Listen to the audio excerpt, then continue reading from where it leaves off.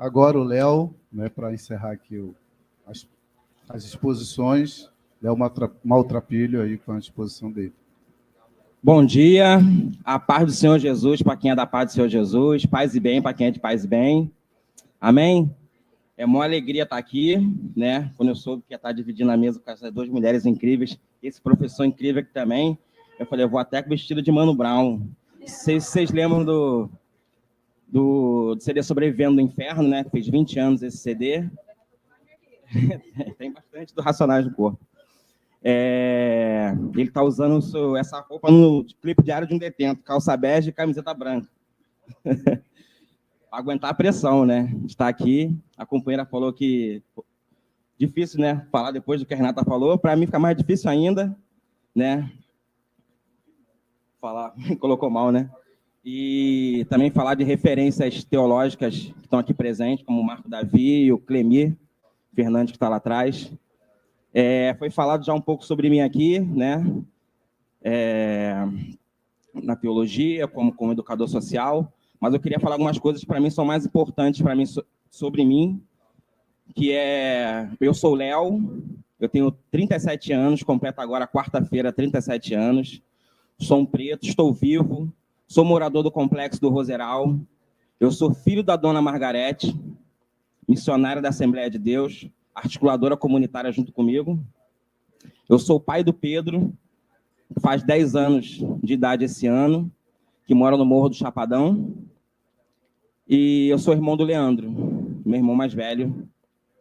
E queria destacar também, tem duas pessoas aqui do território da nossa comunidade lá, o João e a esposa Ítala, são lá do meu território, lá dos fundões da Baixada Fluminense, né? São do Vona ali, que também é um bairro periférico ao lado do Roseral. E meu irmão de comunidade de fé de igreja, né, que está aqui também.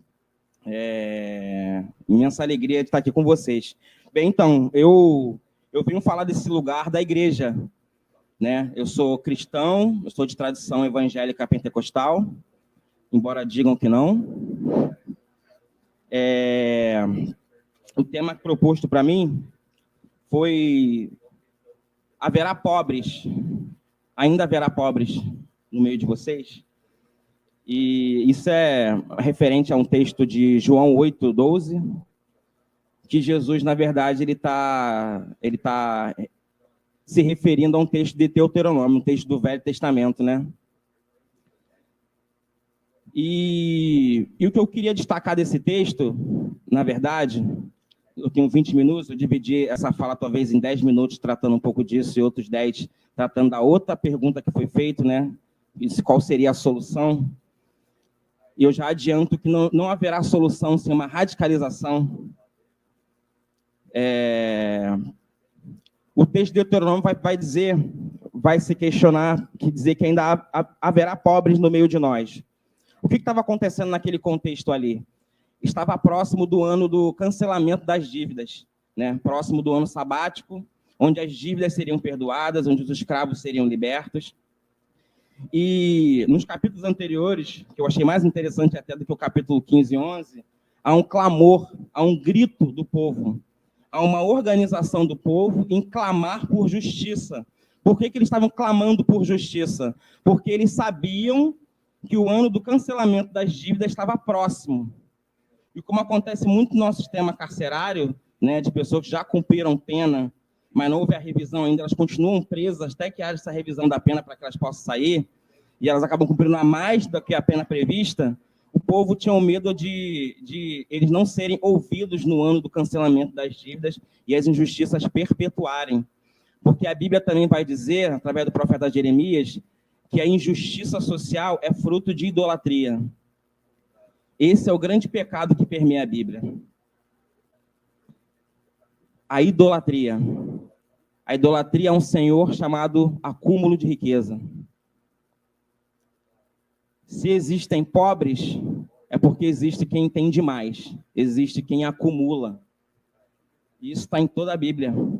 A Bíblia vai tratar de mais de 2.000 versículos, passagens falando sobre a questão da injustiça social, da pobreza. E pouco vai se falar a respeito dessa salvação escatológica de morar no céu, que a gente fica tão preocupado. esse texto que foi proposto para mim é um texto que é usado para legitimar, é um texto que é usado para manter a igreja na sua inércia, no que concerne à missão de Deus, que não é convencer as pessoas à adesão à sua religião, mas a amar o próximo. Essa é a evangelização.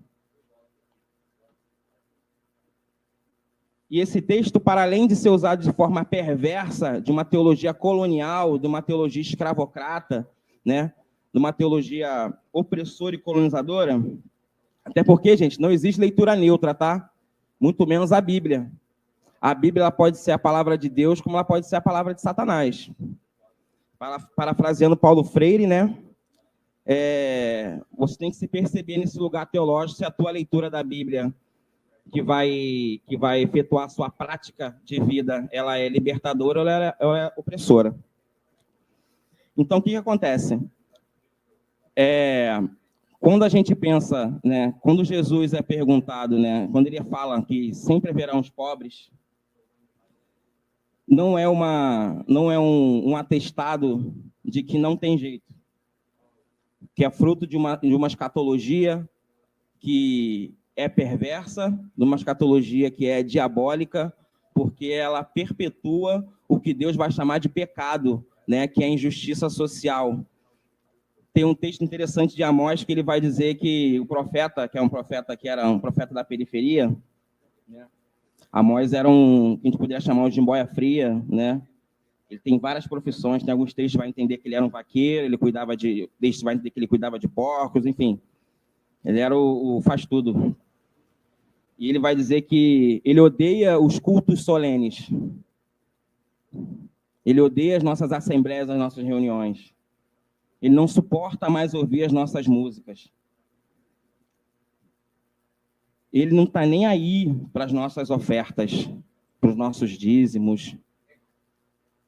O que ele deseja é ver a justiça correndo como um ribeiro eterno. O que ele deseja que em Jesus, que é a inauguração desse reinado, desse jubileu, desse ano que aqueles pobres estavam esperando, que era o ano do cancelamento das dívidas, que é a inauguração desse ano eterno. Não é mais um ano de 7 em 7 anos, ou de 50 em 50 anos, mas é daquele ponto para a eternidade. E